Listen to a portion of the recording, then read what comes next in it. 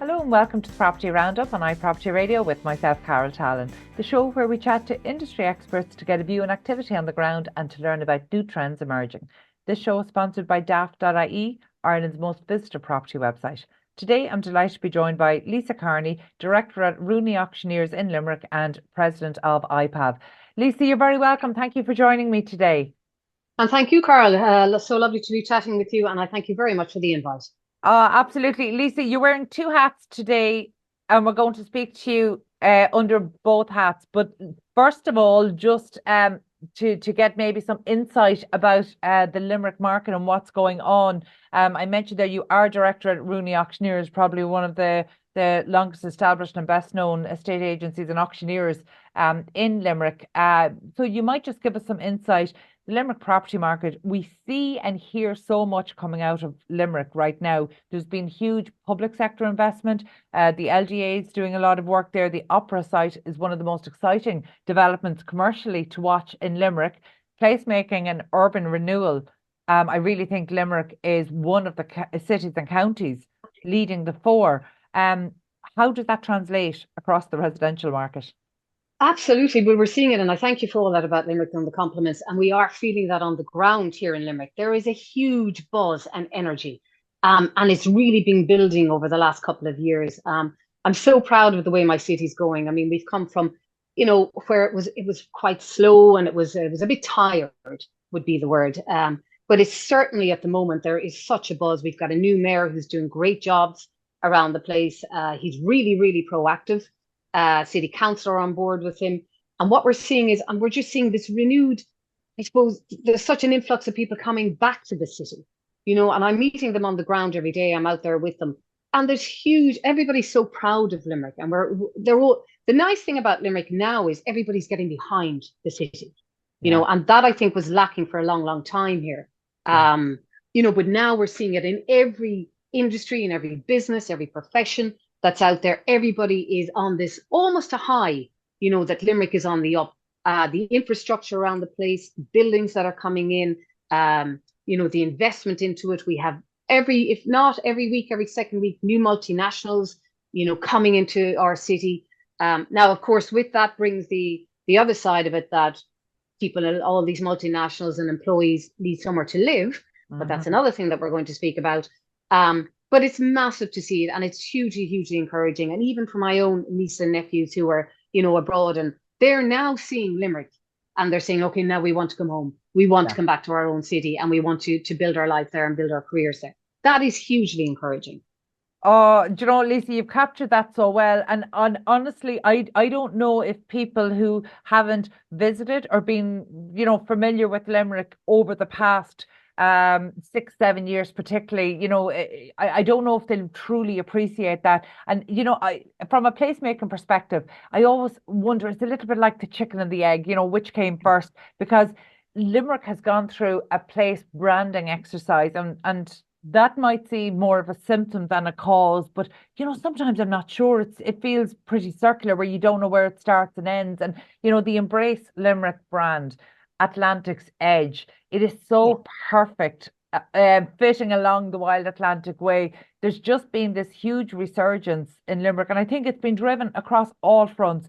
You have Ireland's first directly elected mayor, who is just such a champion for the region, a very not just a vocal champion, but even in recent weeks, when stories about investment properties come out, and they were kind of misconstrued in the media, where it's all I could see is, here's somebody who has personally invested in a place.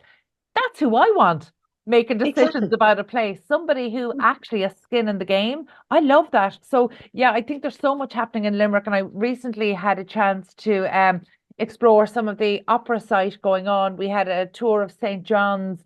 The urban renewal that's going on in Limerick is just so exciting. But does that translate into maybe taking away one of the strengths that Limerick had for home buyers, which was it was affordable? So actually, where is Limerick in terms of stock level? So people who are currently renting and want to maybe buy a home, because there hasn't been a huge amount of private sector investment. That's maybe the part of the jigsaw that's been ever so slightly missing. So say for people who are currently house hunting, whether they're renting in the area or they're returning home, what kind of availability is there? Yes, and that, as I said, is a problem. Yeah, that private sector, that's look, it's across the country, Carl. You've highlighted it many times, and it is correct. That supply is just not there at the moment. Limerick is still affordable if you look at it in the context of Dublin or Cork, or it is still affordable. Every place in the country can be affordable if the supply meets the demand. Yeah. So I think we have to start looking at that. Okay, I mean, the prices are there. We're always looking at terms and affordability. We should now be looking at, okay, how do we keep this affordable?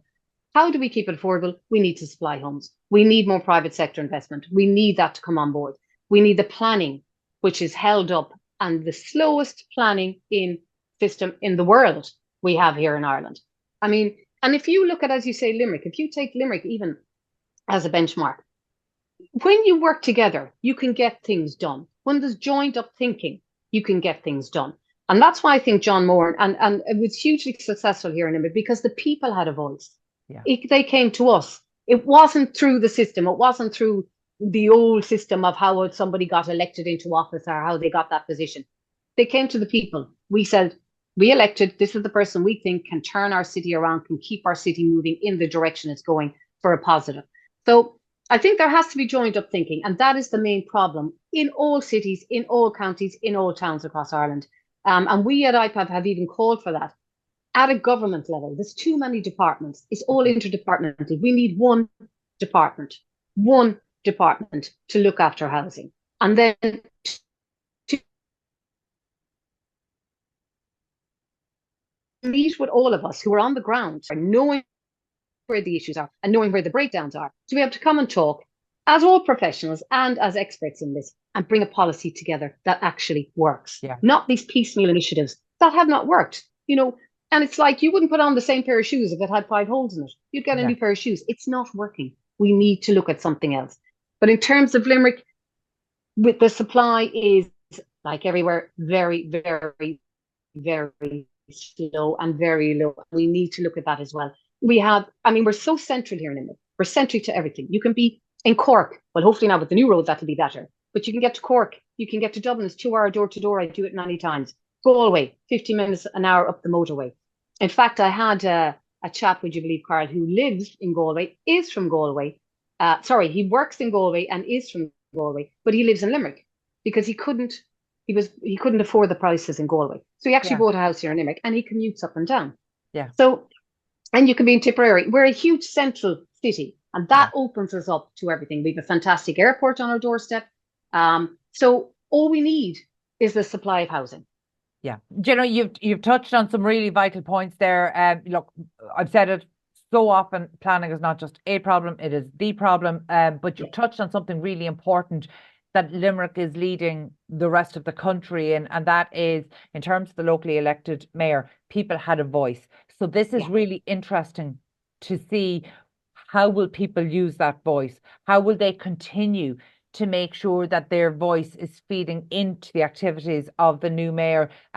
Your new mayor has shown an absolute willingness, is seeking out public opinion. So we're interested. We're sitting back and we're watching this and seeing, how is that going to happen? How will the people's voices translate into the activities of the mayor's office, and what will that look like in terms of outcome on the ground? And you touched on the importance of us needing a much more cohesive approach, and I think we're hearing talk about the introduction of a new infrastructure ministry, and this is something that could be great if it's done cohesively. And if it's just going to be another disparate, then it's almost like one more avenue for things to get lost down. So actually that brings us really to the second hat that you wear, which is President of IPAV. We've talked about Limerick, but obviously being President of IPAV, and you're representing a huge number of members right across the country. What kind of, I suppose, nationwide perspective has that given you, even in your first number of months in office? Yeah, and it's been, and I have to say, I'm so honoured to and privileged to undertake this role. It really is It's enlightened me in so many ways. And IPAV is the voice of auctioneers, Mhm. and it is out there and it is advocating all the time for our industry. And it is absolutely fantastic to be a part of that and to be involved in trying to get a new housing policy, trying to get those myriad strands to all come together. Mhm. And to be part of that and be part of a team. And I have to say, the team at IPAV under Pat Davitt, they are phenomenal. The amount of work that they do constantly, day in, day out. I mean, I was there on the council and I could see it, but it's only in my role now that, my gosh, I really see it. And the team at IPAV, from Jen and Valerie and Jacob, I mean, it's a constant. I don't think even the members appreciate what goes on at HQ up there. That it's a daily, it's a constant, and they're always, for the agent and getting IPAV and the agent out there, which trickles down to, it's not just for the members, it's for everybody. It's about the housing, it's about the buyers, the vendors, the purchasers. We're trying to get all of that together. And I mean, it's a constant, I suppose, work and strategizing and coming up with ideas and seeing what we can do and where we can go with it to bring all our members to that for the agents. It's just fantastic. Yeah, well, look, I would certainly echo that. Pat Davitt has been one of our most regular guests here in the Yeah. last 5.5 years of this show. And in fact, the last time we spoke, he was talking us through the details of the seller's legal pack and the importance Yes. of that. So you might just Yeah. give us an update on that. Absolutely. And this is a huge piece of legislation, a bill that we're trying to get through. And we're in the talking to them all the time. It's imperative, Carl, that we get this through. I mean, if you go, I mean, to simplify it, if you go and buy a car, you have the full details of that car. You have a whole logbook of it. You're not going to buy that car unless that car is in somewhat great condition and you know the history of it. So Mm. we as agents are going out there, we're looking at properties, we're putting them up. I mean, and I've had a scenario here, and this is the reality on the ground, and this is what we're trying to get across. If that property was brought to the market with all of the documents in hand, so Carl can come along, she can log in and she can see 24 Lognagappa, she can go in and see the BEOR, the site maps, the boundaries, everything to do with that property. Carl can then make a decision. Do I want to go and look at this property based on the knowledge and the information I have? Yes, I do. So she takes time out, she goes and looks at it, she's armed with all the information, she makes her bid. If she's successful, she's sale agreed. Okay. So it's almost like an auction basis. You were fully armed with all the information and then you can go through. Conveyancing time will be less. At the moment, Carl, is taking anything up to 12 weeks and longer to get a sale closed. Now, one scenario I had is where, I suppose people are always saying agents work for the vendor. Yes, we work for the vendors, that's our job. But it's twofold because your buyers will become vendors. So how you treat those buyers will come back to you as vendors, and that's very important to note. But it's also fair and we have to be transparent. And that is across the board. But buyers at the moment, if they're going out, and I had a lovely young couple, went out, they sale agreed on a property, 1950s house, went down the line, paid their deposit. While the contract was being put together by the solicitor and all the documents coming with that, they got their engineering to check on it as per normal. They paid out, I think, €1,800 to that engineer. Then they had their bank valuer come in to do the bank valuation for the mortgage. So that's 100 and whatever it is, 50 or 180, whatever it is. Then they had their builder come in to look at the cost for the builder works to be done. So that couple at the end of the day had already paid out over €2,000. The contract comes out, then all the issues come to light with the property. That property was a leasehold property. Not only that, there was a sublease, and within that was a covenant that property could not be altered or extended. So the couple were going, well, that's no good to us. We need to extend it and we need to alter it. So that couple then had to withdraw from that sale. But they have cost them €2,000. Yeah. And that to a young couple, that to any of us, but especially to a young couple, is big money.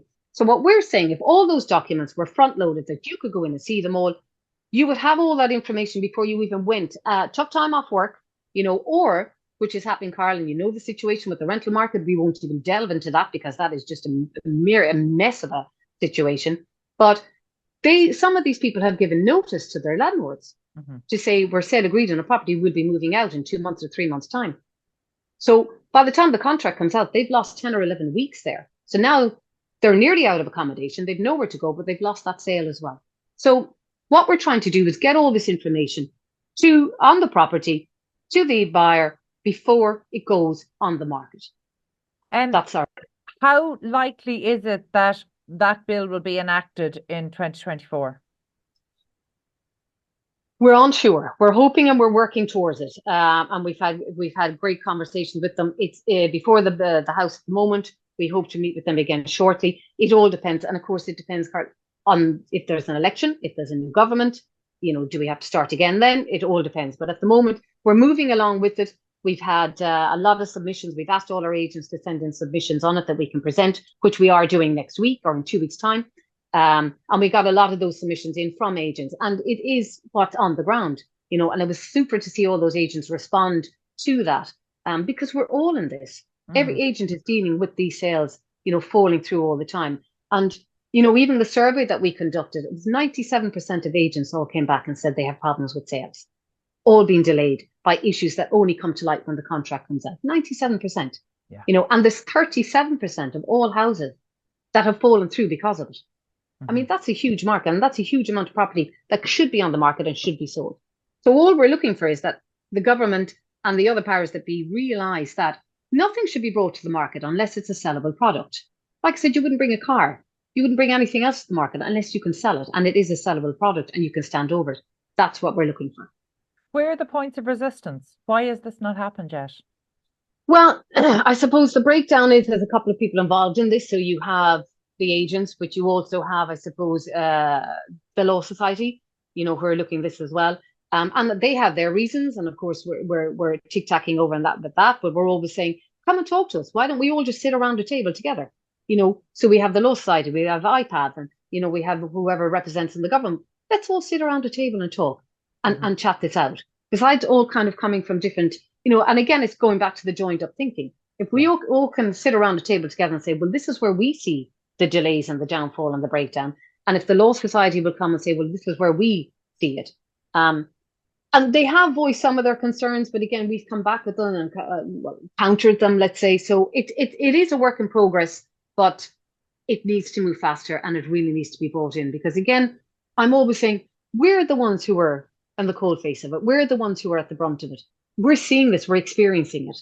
And again, for our agents' point of view, and taking in the buyers and the vendors as well. So disgruntled and frustrated vendors who can't sell.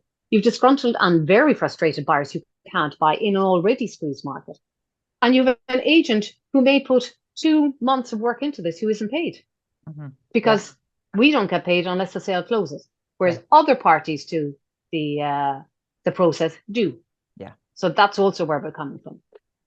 You mentioned, and I suppose I'm thinking about you in your role as president of IPAV. You're there to serve the members, but it's it's broad membership, but right across the country. And I think maybe in Limerick City, you have an advantage there, because obviously Limerick City runs into Limerick County. So it's a small enough city that you actually have the experience of very rural towns within close proximity of the city. So you get both that urban and rural auctioneer experience. So maybe you can relate a little bit better maybe than somebody who's just come from a very urban background. But in terms of, you talked about how your first few months there and engaging with the members has been enlightening.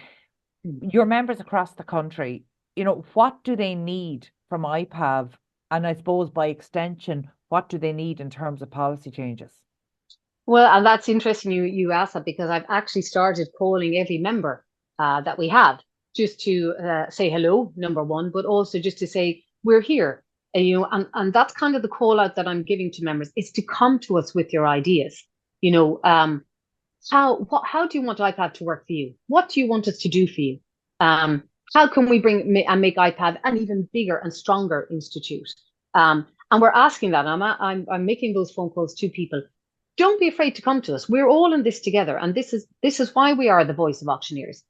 But in order to be that voice and know what we're bringing to, be it the government or whoever else we're lobbying, we need to know what our members need.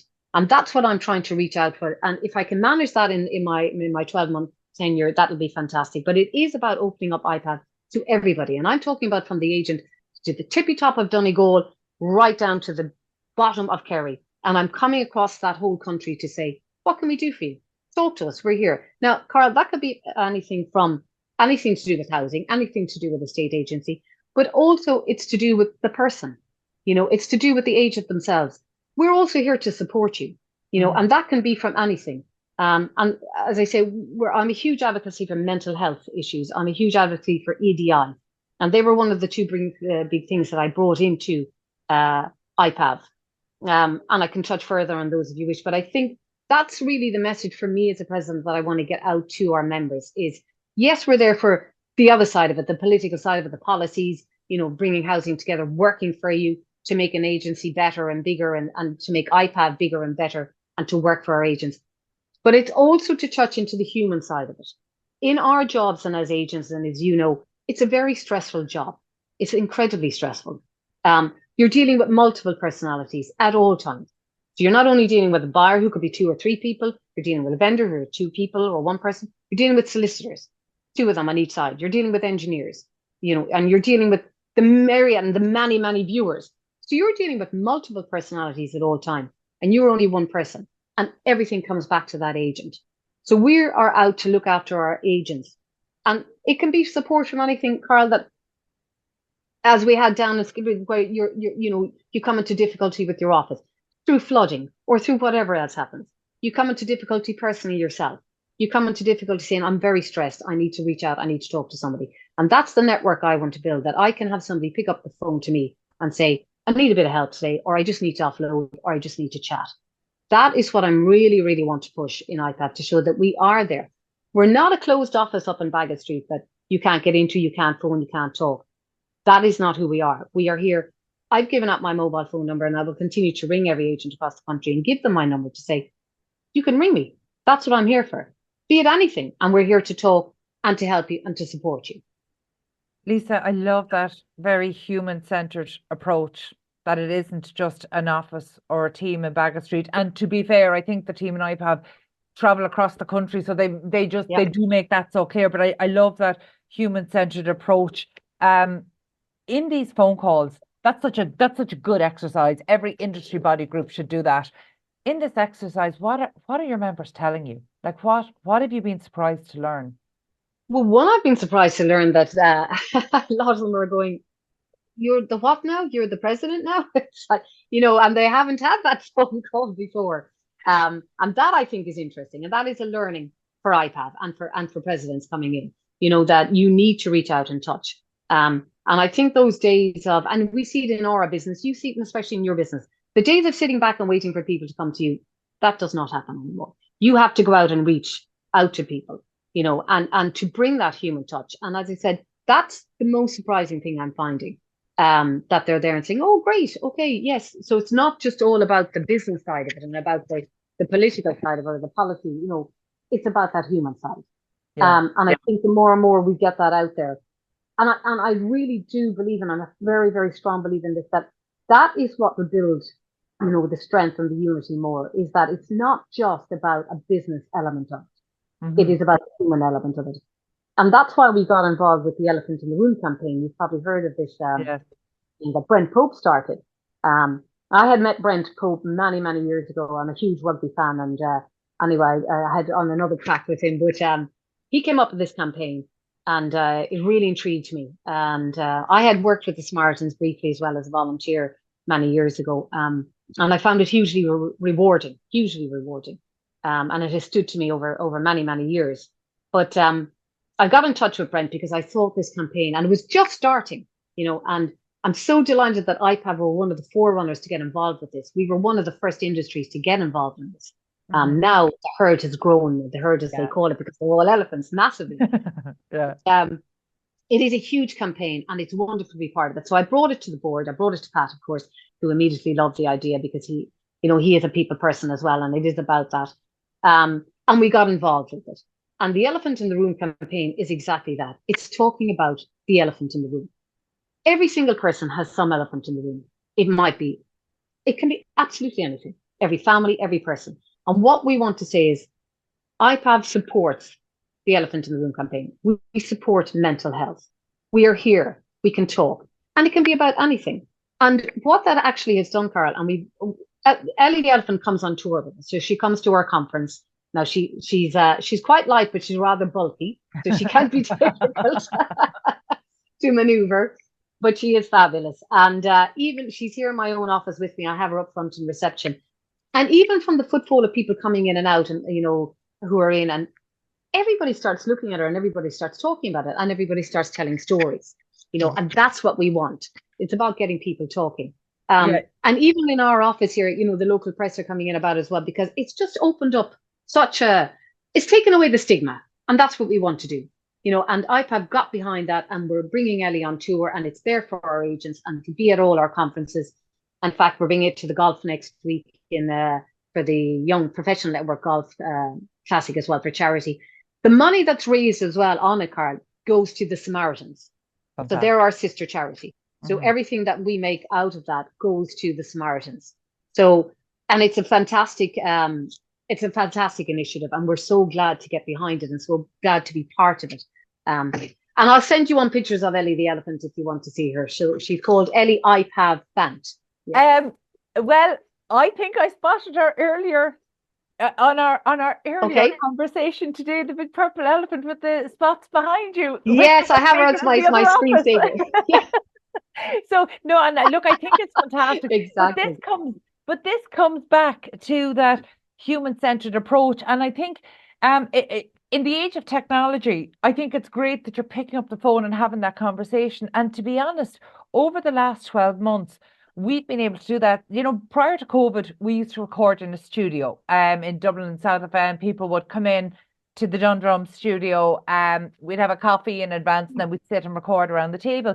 Since COVID, we recorded more online, not as much in person as I would have liked. And actually this year, with the support of daft.ie, they enabled us to be able to travel at least once a month to estate agencies up and down the country. So we've been to West Cork, we've been up and down the West Coast, we've been to Dublin and Wicklow and across the Midlands, and it's just been really it's been really eye-opening, because you do have a different conversation when you're speaking to somebody in person, even as opposed to on screen. There's a different level of humanity reached, and that's just, for me as a technology advocate, that's just so important. And I'm conscious there that you talked about kind of the mental health side of it. So often when we go into estate agencies and auctioneers around the country, we're looking at intergenerational businesses, and we're looking at family businesses, and that brings its own layer of dynamics. And I say this as my daughter being the producer of this show, that brings us, and it just brings another layer of dynamics to the team, for the family members, for the people who are not family members within the team. And so there's a huge amount that needs to be supported. So I wasn't aware that IPAV was doing that, but I'm so happy to hear it and really excited about it. In terms of the other issue you brought up, EDI, EDI is something on our construction side of our business we really have to lean into heavily. For property, not so much, to be perfectly honest. We should specify in terms of gender in construction, huge issue, as well as lots of other levels of diversity. In property, I wouldn't have thought that gender is an issue, but I think diversity in terms of ethnicity, professional backgrounds, neurodiversity, is that the kind of EDI you're leaning towards in property?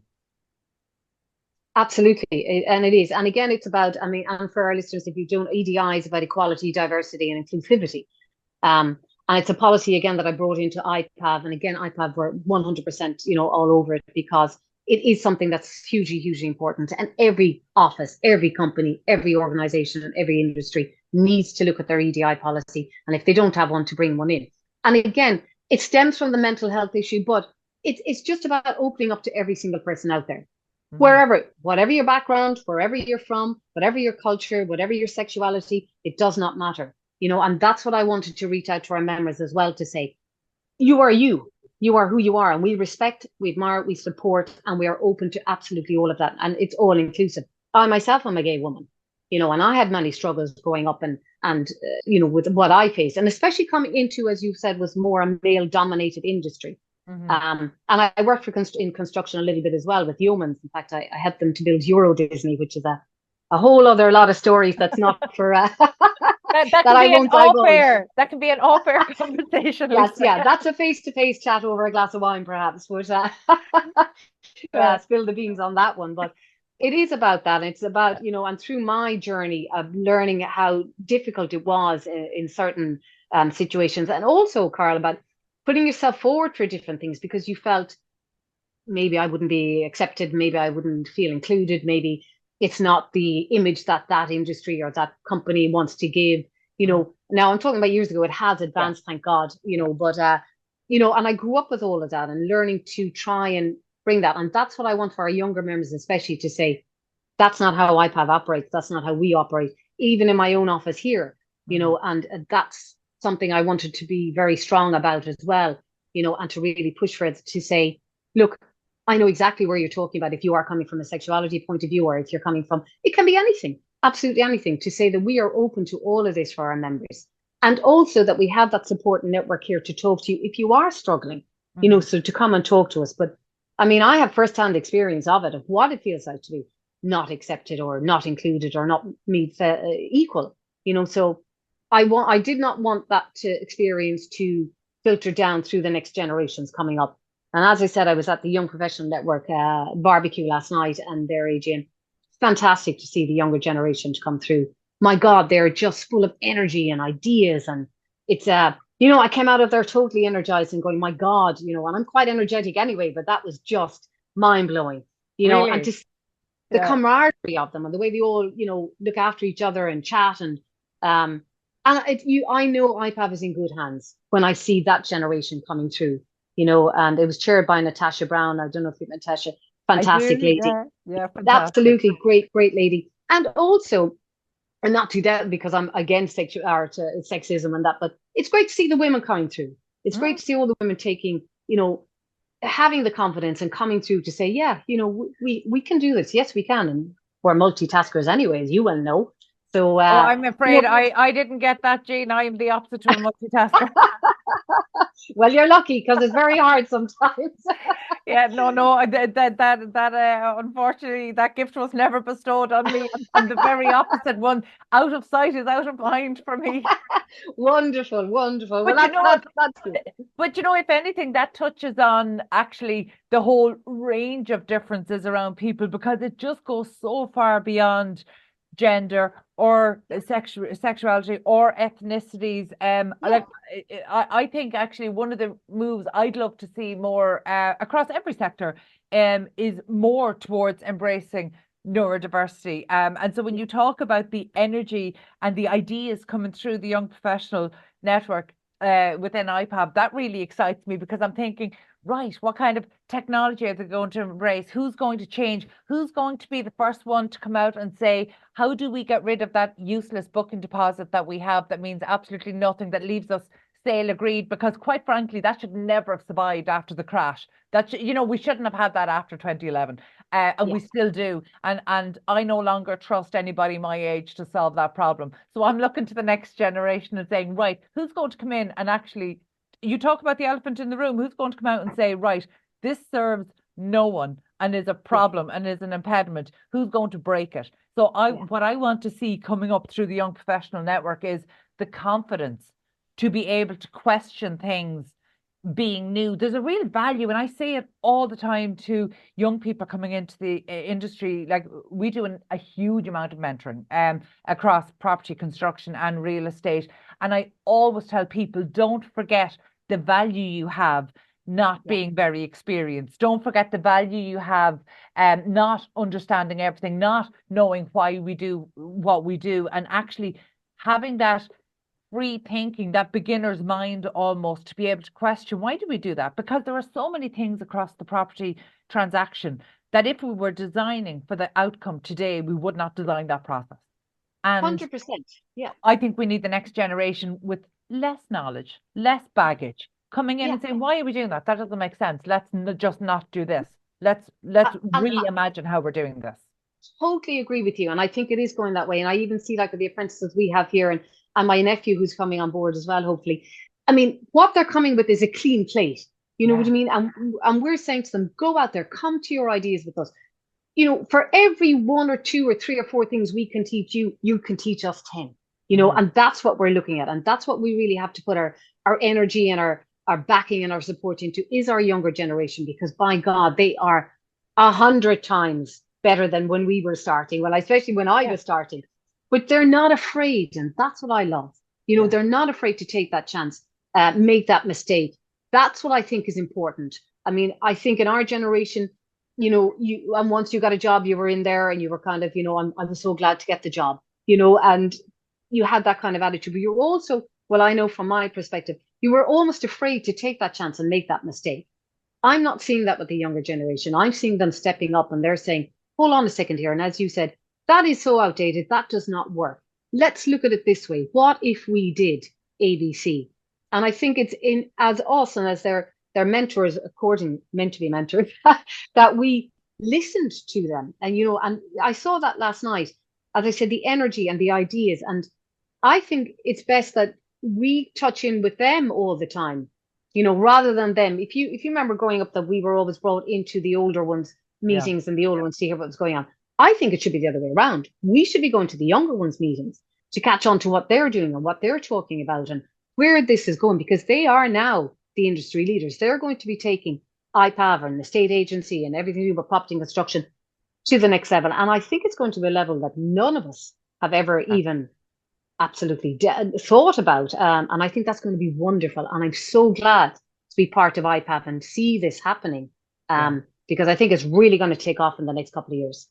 Oh, Lisa, I absolutely hope that you're right. And I think you touched on something so important there, that mentoring is a two-way street, and it really is a two-way relationship. And, you know, I also kind of want to point out that when we're talking about the Young Professional Network, you know, I am also including people, newcomers coming into the industry at any age, at any career level, because I love that interdisciplinary move when people come in having spent 20 years in another industry and they're new to property. They still have that beginner's mind. They still have that ability to critically question why we're doing what we're doing, and could it be better? And if we were looking for the same outcome today, is this how we'd achieve it? And chances are it probably isn't. So I'm so heartened to hear that you're seeing that boldness come through. And I can only say to you, please, the boldest you have in there, send them my way.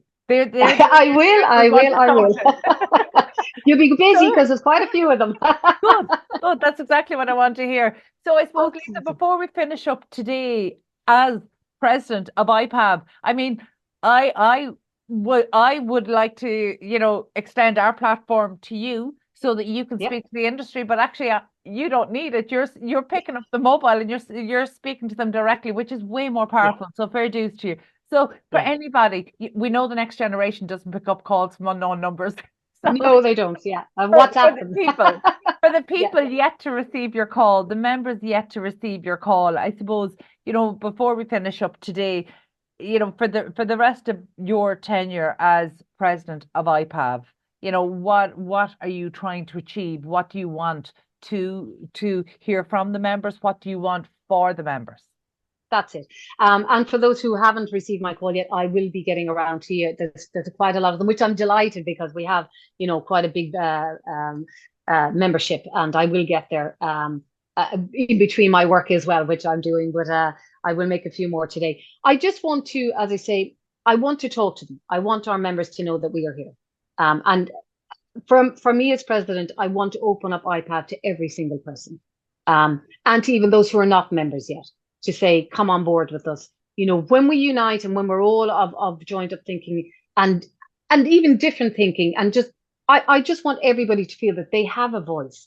They can bring whatever it is, you know, and even if they think it's not going to make a difference, how do you know? Voice it. Come and talk to us. Let's see what we can do. And I think by working together, and I mean this from the whole IPAV team, all the members, everybody who are not members yet, the whole industry, we have a huge chance to all just come together, have a voice, make your voice heard, be seen, and just come and talk to us. And I'm on the phone 24/7 for anybody, you know, and that's what I want. I just want to reach out to everybody and say, you know, we are an open door, a very much open door, be it on the phone, be it to my own practice here or be it to the IPAV office in Baggot Street. We are an open door, and please use us. That's what you pay your membership fee for.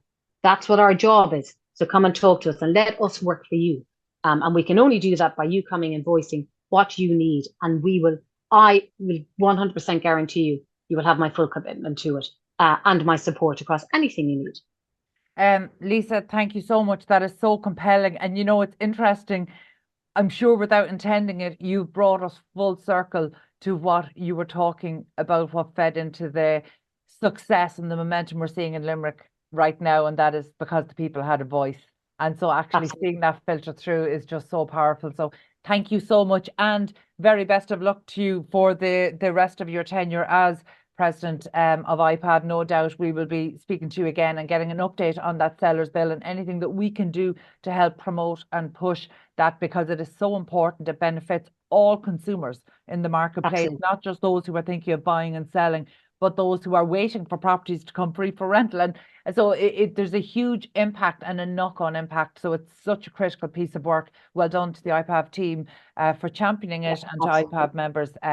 So look, that's all we've time for today, but we will definitely pick this conversation up again. That was Lisa Kearney, Director at Rooney Auctioneers in Limerick and President of IPAV. My thanks as always to Katie Tallon and to the production team here Mirror Media. Also, huge thanks to our show sponsor, daft.ie, Ireland's most visited property website. And thank you indeed for tuning in. We'll catch you on the next episode of the Property Roundup. In the meantime, please be sure to check out all of the other Irish and international real estate and construction shows here on iPropertyRadio.com.